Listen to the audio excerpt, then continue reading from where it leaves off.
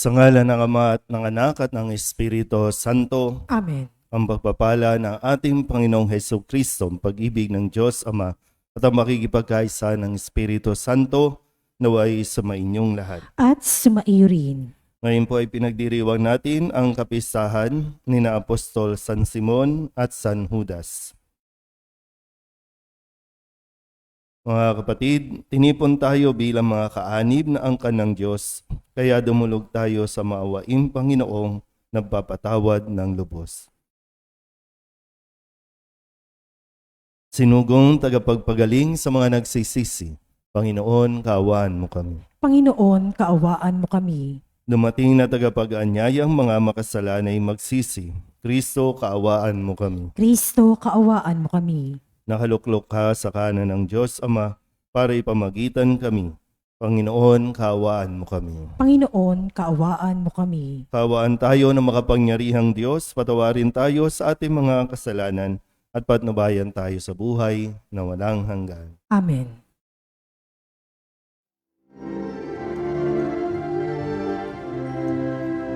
Luwalhati sa Diyos sa kaitaasan, kaloob sa lupa ay kapayapaan. Pinupuri ka at ipinagdaraan, sinasamba ka dahil sa dakilang kalwalhatian.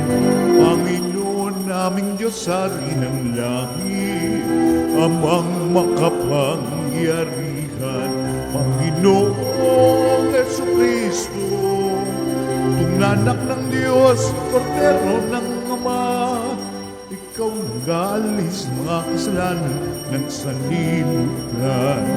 Tanggapin mo ang aming kahilingan, ikaw na nanuluklok sa kanan ng Ama. Maawa ka sa amin, ikaw lamang ang banal, Panginoong Jesucristo, kasama ng Espiritu, sa luwalhati ng Ama.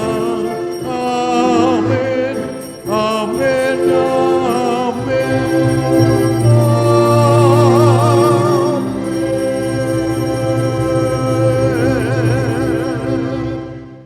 Manalangin tayo. Ama naming makapangyarihan, iyong ipinagkaloob na aming sambahin ang ngalan mo, bunga ng pangangaral ng mga apostol.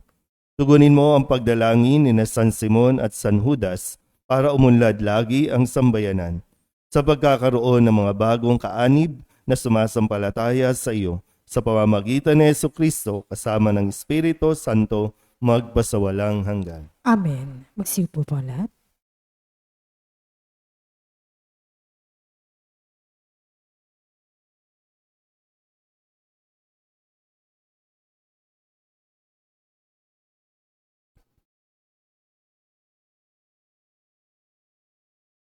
Pagbasa mula sa sulat ni Apostol San Pablo sa mga taga-Efeso. Mga kapatid, hindi na kayo dayuhan o taga-ibang bansa, kundi kababayan ng mga hinirang ng Diyos at kabilang sa kanyang sambahayan. Kayo'y itinayo rin sa saligan ng mga apostol at mga propeta, na ang batong panulukan ay si Kristo Jesus.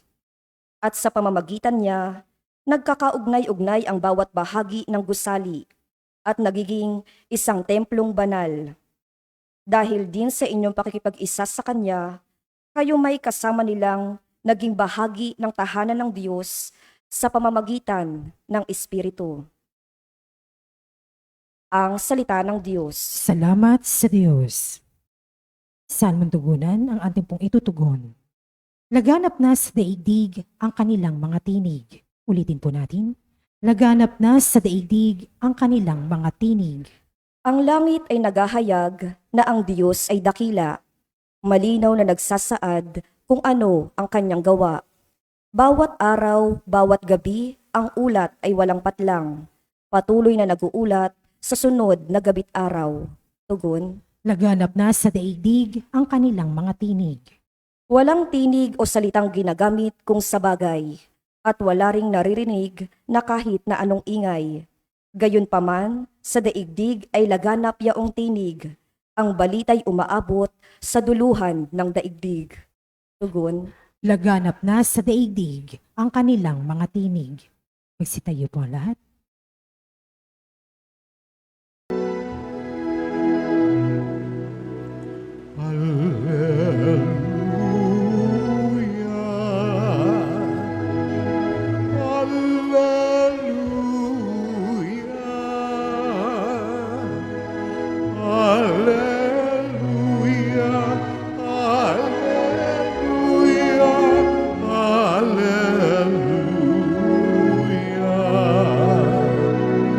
Mga tapat na apostol ay nagpupuri sa poon sa langit habang panahon.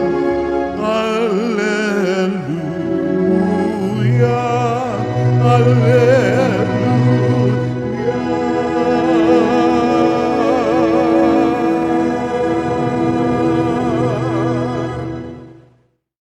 Sumainyo ang Panginoon. At sumaiyo rin. Ang mabuting balita ng Panginoon ayon kay San Lucas. Papuri sa iyo, Panginoon. Noong mga araw na iyon, umahon si Jesus sa isang burol at magdamag doong nanalangin. Kinaumagahan, tinawag niya ang kanyang mga alagad at pumili siya ng 12 sa kanila na tinawag niyang mga apostol. Si Simon na pinangalanan niyang Pedro at si Andres na kanyang kapatid. Sina Santiago, Juan, Felipe, Bartolome, Mateo, Tomas at Santiago na anak ni Alfeo. Si Simon na makabayan, si Judas na anak ni Santiago at si Judas Iscariote na naging taksil. Bumaba si Jesus kasama sila at tumayo sa isang patag na lugar. Naroon ang marami sa kanyang mga alagad at ang napakaraming tao buhat sa Judea at Jerusalem at sa mga bayan sa baybaying dagat ng Tiro at Sidon. Umaroon sila upang makinig sa kanya at mapagaling sa kanilang mga karamdaman.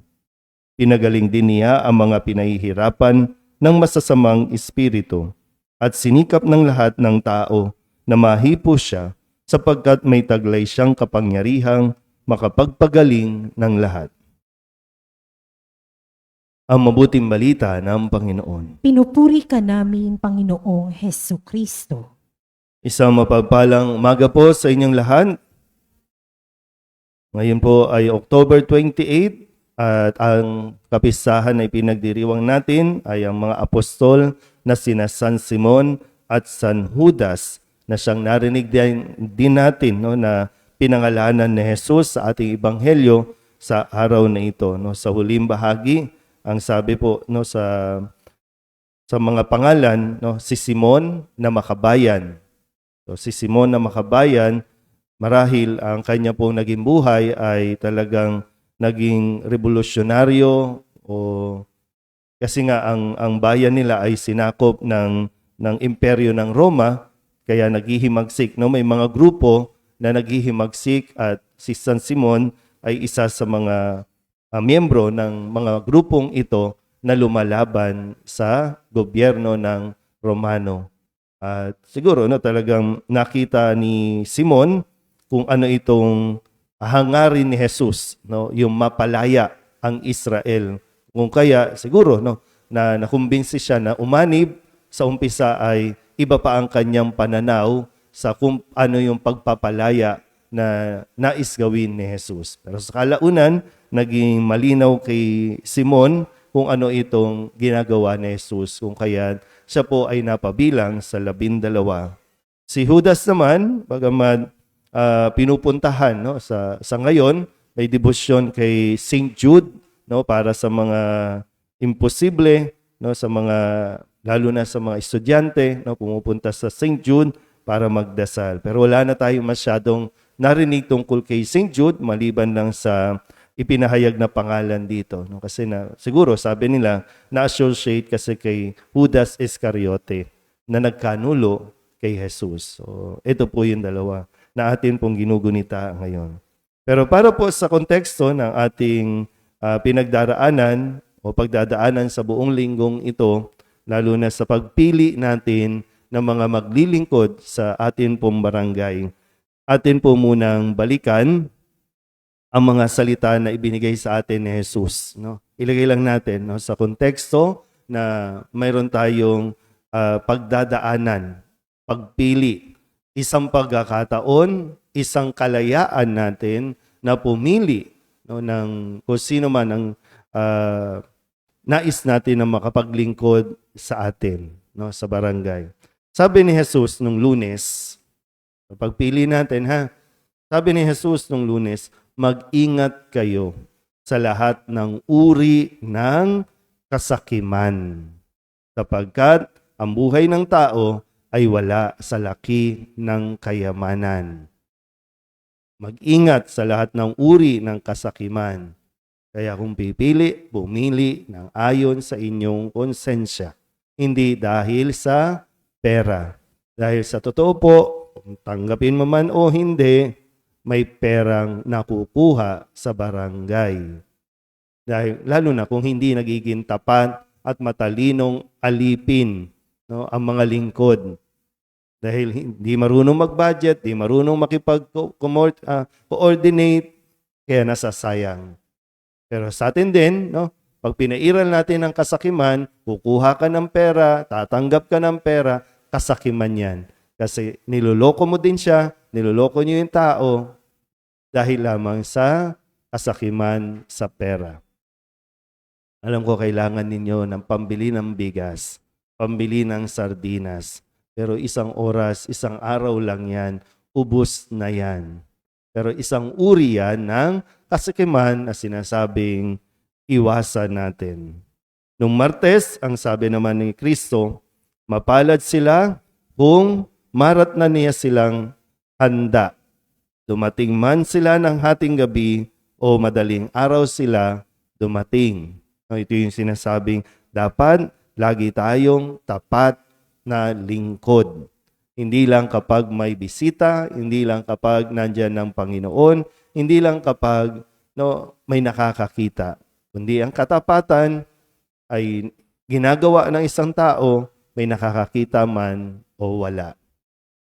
Nung Miyerkules, ang sabi sa atin ni Kristo, kayo may dapat maging handa, sapagkat darating ang anak ng tao sa oras na hindi ninyo inaasahan.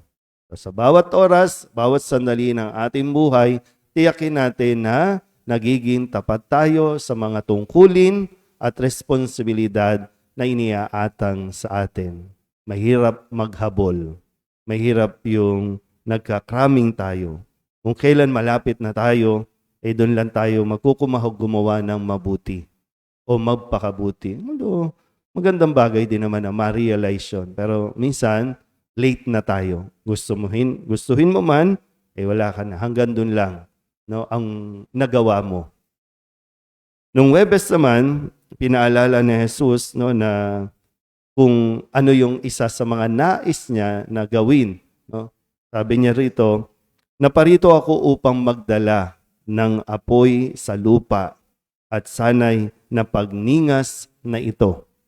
Yung apoy na nagpapatapang sa mga sumusunod, mga nakakapakinig kay Kristo sa kanyang mga salita, mas magiging matapang, mas magkakaroon ng paninindigan. Yun yung inaasahan at gusto niyang makita sa ating lahat. Na sana napagningas na ang apoy na ito.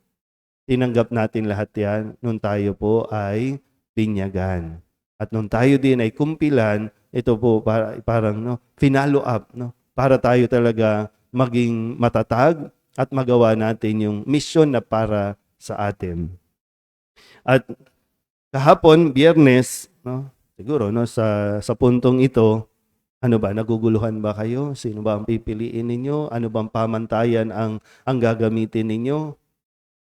Sabi ni Jesus, bakit hindi ninyo mapagpasyahan kung alin ang matuwid? Bakit hindi ninyo mapagpasyahan? Bakit hindi ninyo mapagdesisyonan? kung ano ang matuwid.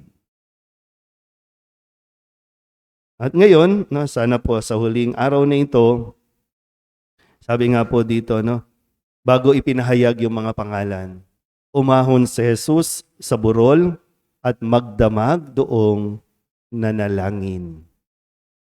Yung kahalagahan na bago tayo magdesisyon, magdasal tayo ng mabuti. Pero mo, no? Magdamag, pinagdasalan ni Jesus bago ipinahayag yung 12 pangalan. Na kung tutuusin, kung tayo po no, sa pamantayan natin, mapapatanong bakit sila? Bakit siya? Tayo naman, di naman tayo masyadong tumitingin doon sa karakter. Wala lang. Kung sino lang yung nagbibigay ng pera, kung sino lang yung medyo dikit sa'yo at akala mo makikinabang ka, yun lang pipiliin mo. Pero hindi mo sinusuri, no? Kung sino ba lalo tigit, hindi natin idinadaan sa dasal. Siyang pinakamahalaga sa buhay ng tao. Sa bawat gagawin, sa bawat sasabihin, idaan mo muna sa dasal. Kung may mga nahihirapan, ano ba ang gagawin ko? Kung may mga magkarelasyon, mga mag-asawa na napapaisip na kung ano bang mangyayari sa relasyon nila, magdasal muna kayo ng mabuti. So bago ka gumawa ng napakalaking desisyon na magkakaroon ng epekto habang buhay, kasi ito, yung mga pangalan ng mga alagad, hanggang ngayon, may epekto sa simbahan. Bagamat sa una, pinagdudahan sila, kinwestiyon sila, pero pinagdasalan to ni Jesus. Kaya hindi siya nagkamali. Kaya nga, 2 sa 12 ito, no, na binabanggit, talagang natutong ialay din ang kanilang sarili para sa mabuting balita. Kaya sana po, no, sabi nila, ngayon ang huling araw, no, ng pangangampanya. Ngayon ang huling araw ng pangangalampag. Bukas, mananahimik. Sana po idaan para sa lahat, no, ng mga tumatakbo o tatakbo. Samantalahin po yung pagkakataon. Idaan nyo sa dasal. Huwag kayong gagawa ng kung anumang mga desisyon na kung paano kayo makakalamang, kung paano kayo makakapandaya, kung paano kayo makakapang-abuso. Manahimik at ipaubaya sa Diyos ang desisyon at ipagdasal na sana kayo ang maging karapat-dapat na piliin ng mga kabarangay po ninyo. Amen?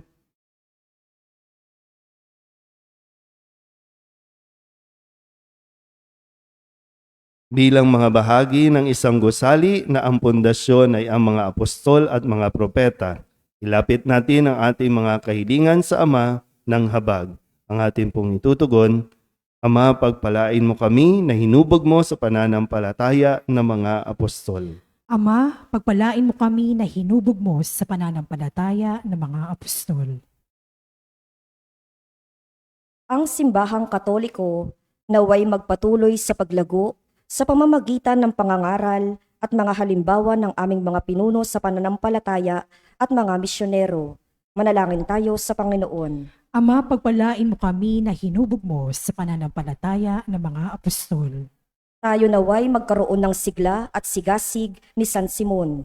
Manalangin tayo sa Panginoon. Ama, pagpalain mo kami na hinubog mo sa pananampalataya ng mga apostol. Atin nawang tularan ang pagmamalasakit at kababaang loob ni San Judas Tadeo. Manalangin tayo sa Panginoon. Ama, pagpalain mo kami na hinubog mo sa pananampalataya ng mga apostol. Ang mga may sakit, naway pagkalooban ng Panginoon ng kagalingan at bigyang lakas ang mga nawawalan ng pag-asa. Manalangin tayo sa Panginoon. Ama, pagpalain mo kami na hinubog mo sa pananampalataya ng mga apostol. Ang mga yumao, naway walang hanggang magtamasa ng kaganapan na mapagligtas na kapangyarihan ng Diyos na matagal nilang pinananabikan. Manalangin tayo sa Panginoon. Ama, pagpalain mo kami na hinubog mo sa pananampalataya ng mga apostol. Idulog din natin sa Panginoon ang ating mga personal na kahilingan at mga panalangin para sa ating mga pamilya, kasama ang mga kahilingan ng lahat ng mga nanonood sa online. para sa kapayapaan at kaligtasan sa mga bansa, lalo na sa bansang Israel at Palestino, at ganoon din para sa lahat ng mga misang pasasalamat, special na intensyon at mga agarang paggaling ng mga may sakit sa mga kaluluwa na inihiling na ipagdasal sa misang ito.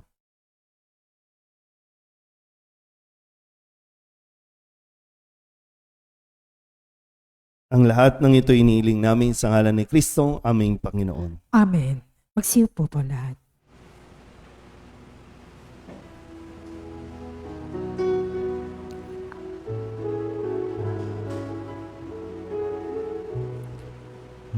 Himig mo ang awit ko, lahat ng ito'y nagmula sa iyo.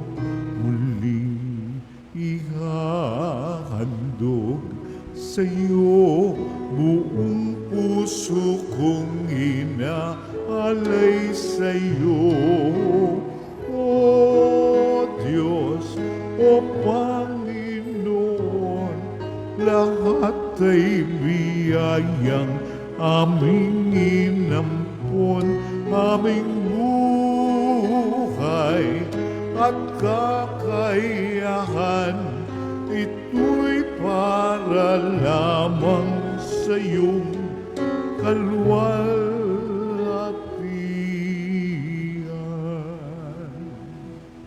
Manalangin kayo mga kapatid upang paghahain natin ay kalugdan ng Diyos amang makapangyarihan. Tanggapin nawa ng Panginoon itong paghahain sa iyong mga kamay, sa kapurihan niya at karangalan, sa ating kapakinabangan at sa buong sambayanan niyang banal.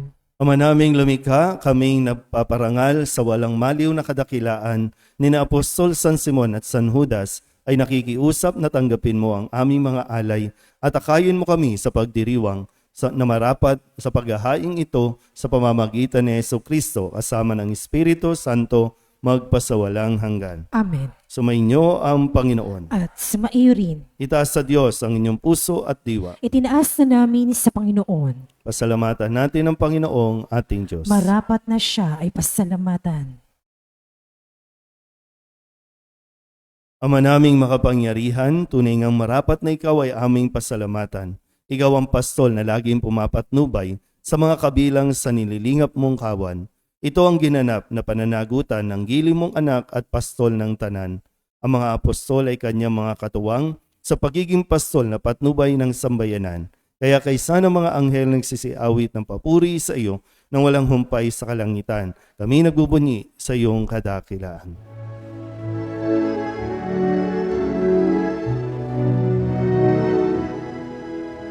Santo, Santo, Santo, Diyos makapangyarihan, napupuno ang langit at lupa ng kaluwalhatian mo.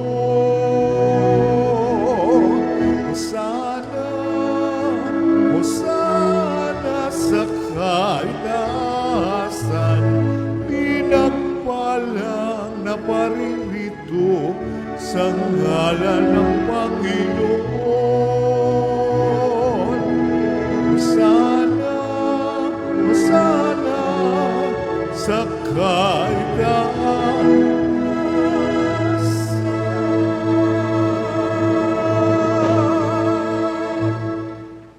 Ama naming banal, ikaw ang bukal ng tanang kabanalan.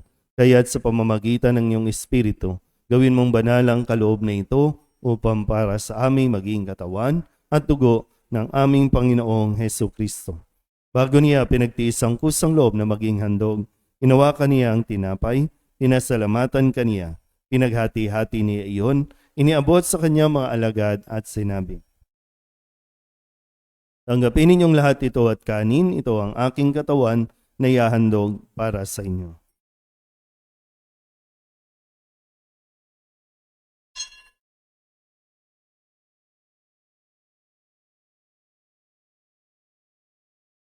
Gayun din naman nung matapos ang hapunan, hinawakan niya ang kalis, muli kaniyang pinasalamatan. Inabot niya ang kalis sa kanyang mga alagad at sinabi,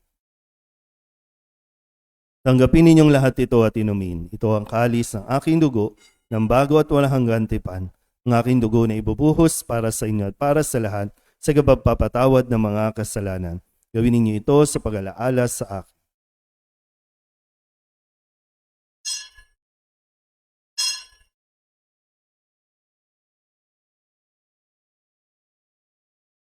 Ipagbunyi natin ang misteryo ng pananampalataya.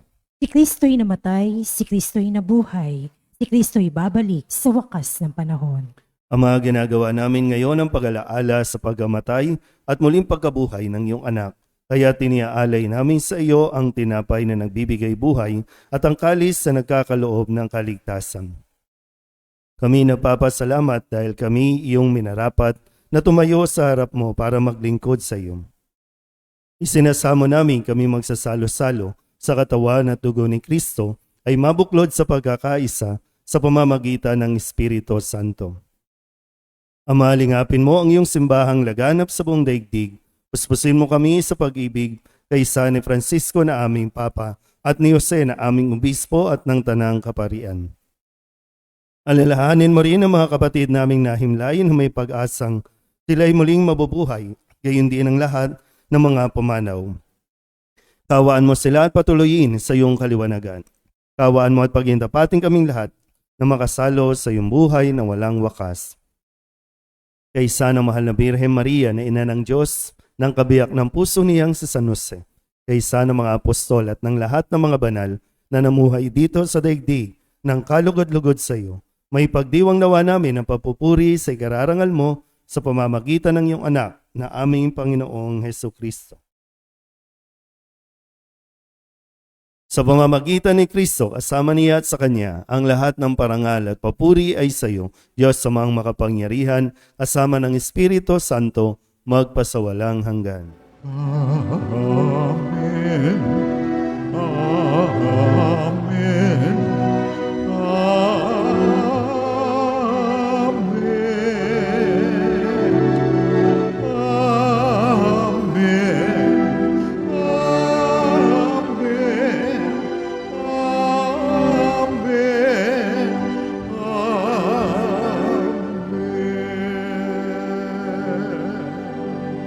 Sa tagubili ng mga nakagagaling na utos at turo ni Jesus sa Panginoon natin at Diyos, ipahayag natin ang lakas loob.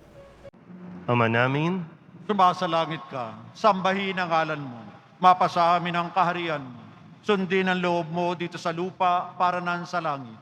Bigyan mo kami ngayon ng aming kakanin sa araw-araw, at patawarin mo kami sa aming mga sala, para ng pagpapatawad namin sa nagkakasala sa amin, at huwag mo kaming ipahintulot sa tukso, at iadya mo kami sa lahat ng masama.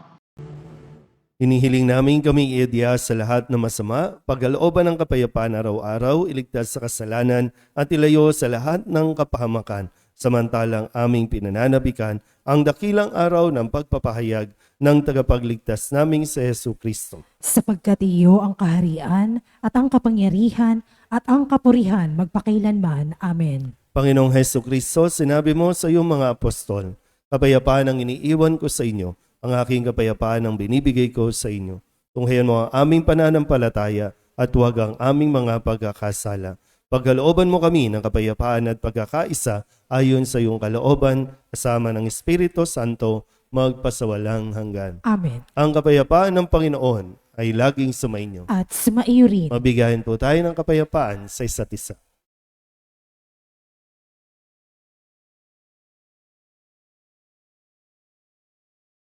Kordero ng Diyos na nag-aalis sa mga kasalanan ng sanlibutan, maawa ka sa amin. Kordero ng Diyos na nag-aalis sa mga kasalanan ng sanlibutan, maawa ka sa amin. Kordero ng Diyos na nag-aalis sa mga kasalanan ng sanlibutan, ipagkaloob mo sa amin ang kapayapaan. Magsiluhod po ang lahat.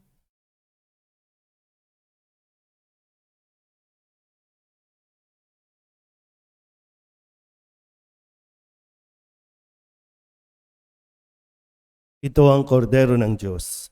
Ito ang nag-aalis ng kasalanan ng sanlibutan. Mapalad ang mga inaanyayahan sa kanyang piging. Panginoon, hindi ako karapat-dapat na magpatuloy sa iyo, ngunit sa isang salita mo lamang ay gagaling na ako.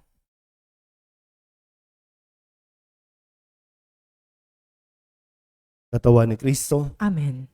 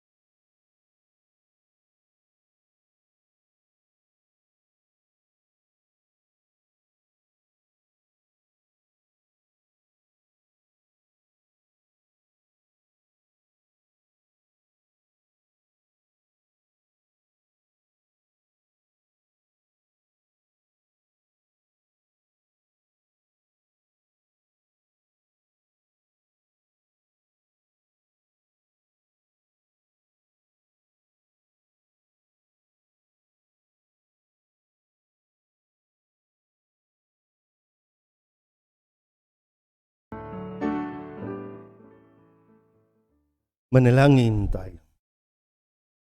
Ama naming mapagmahal, pagkatanggap namin sa banal na pakikinabang, ipinakikiusap namin ngayoy puspos ng Espiritu Santo na pakundangan sa kagalang-galang na pagpapakasakin ng mga apostol, San Simon at San Judas, kami naway panatilihin ang aming ginaganap sa buklod ng iyong pag-ibig sa pamamagitan ni Jesucristo kasama ng Espiritu Santo magpasawalang hanggan. Amen.